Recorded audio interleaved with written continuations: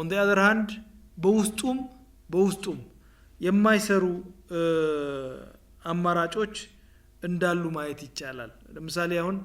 የመንግስት ቁጥጥር መላላት አለበት የተባለበት ሁኔታ ነበር በአሜሪካ በእንግሊዝ በፈረንሳይ በየሀገሩ ቁጥጥሩ ሲላላ የአሜሪካ ባንኮች ከሞላ ጎደል እንደ ቁማር ቤት ነው ያገለገሉት እንደ ካዚኖ እንደሚባለው አሁን የዛሬ 2-3 አመት የተከሰተው ቀውስ ሲከሰት ባንኮቹ አበዳሪዎች ናቸው እና አንድ ቤት ይዘው ካበደሩ ይሄን ቤት ይዙታል ነገር ግን አንድን ቤት 30 ቦታ ሲይዘው ደግሞ ይበደሩበታል አንድን ቤት ቁጥጥር ስለሌለ መንግስት ስለተዳከመ የባንኮቹ በብዛት በማበደር ላይ የተመሰረቱ ባንኮች ሆኑ ሰው ቁጥጥር ስለሌለበት አቅም ባይኖረው ይበደራል ይበላል ያጠፋዋል መጨረሻ ላይ መክፈል ያቅተዋል መክፈል ሲያቅተው ባንኮቹ ወደ ኪሳራ መዳረግ ይጀምራሉ ባንኮቹ ኪሳራ ውስጥ ሲገቡ ፋይናንሻል ሲስተሙ ወደ ቀውስ ውስጥ ገባ ሶ ይሄ ኒዮሊበራሊዝም የምቧይ ካብ ነው የፈጠረው የምቧይ ካብ በዚህ ደረጃ መንግስታት ከድሆች ገንዘብ እየወሰዱ ባንኮቻቸውን ለማዳን የተገደዱበት ባንኮች በጣም ወንጀለኛ በሚባል ደረጃ ገንዘባቸውን አባክነው ሲያበቁ ኪሳራቸውን ህዝቡ ሊሸከም የተገደደበት አንዳንዶች እንደሚሉት ትርፍ ሲያተርፉ ብቻቸውን ይወስዱታል ሲከስሩ ግን ኪሳራቸውን ወደ ህዝቡ ይሸነሽኑትና እነሱ ነፃ ይወጣሉ በዚህ ምክንያት ይሄ ስርዓት ዘላቂነት የሌለው ስርዓት ነው ወደ ማለት የሄዱበት ሁኔታ ተፈጥሯል እና እንግዲህ አሁን 3-4 አመታት ሆኖታል ከ2008 2007 ጀምሮ የተነሳው ቀውስ አሁንም እየቀጠለ ነው ያለው በዚህ አመት እናገግማለን ብለው ተነስተው ነበር አሁን የሚያገግሙበት ሁኔታ እንደሌለ ኢኮኖሚ በባሰ ቀውስ ውስጥ እንደገባ ሰሞኑን የሚወጡ መረጃዎች ያመለከቱበት ሁኔታዎች ነው ያሉት ስለዚህ ይሄ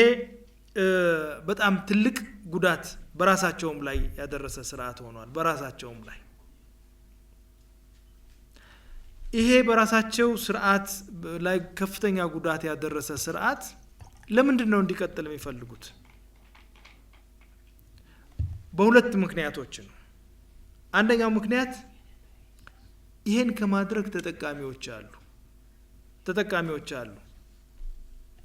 የዚህ አይነት የአገሮች ሀብት በነፃ ሲሄድ ተጠቃሚዎች አሉ አሁን ሩሲያ ቀውስ ውስጥ ገብታ አበድሩኝ አለች ነዳጅሽን ካልሸጥሽልን አናበድርሽም አሏት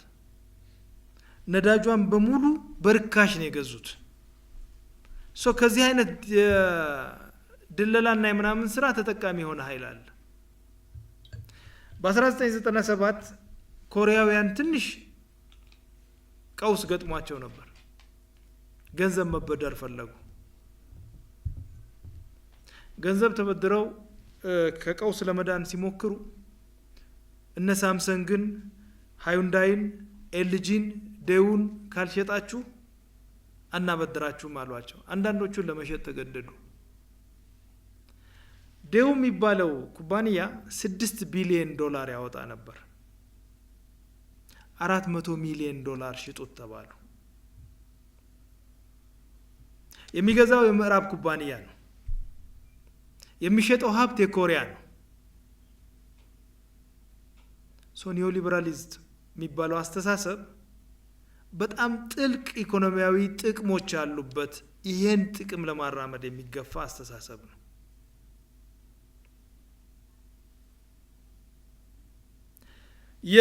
በተገፋበት ሀገር በሙሉ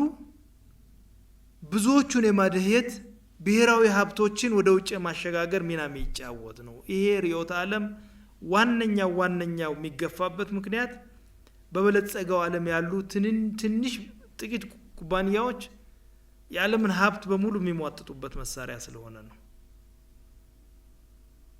ይሄ የመጀመሪያው ጉዳይ ነው።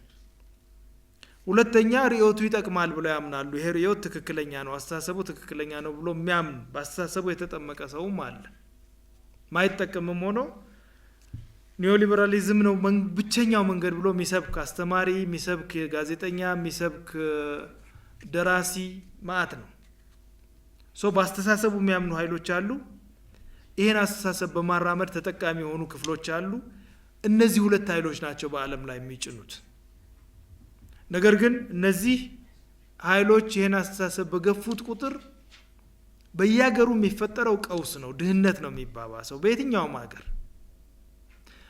የተሻለ ነገር የታየባቸው ሀገሮች ካሉ ከኒዮሊበራል ምክር ውጭ ሆነው የሄዱ ሀገሮች ብቻ ናቸው።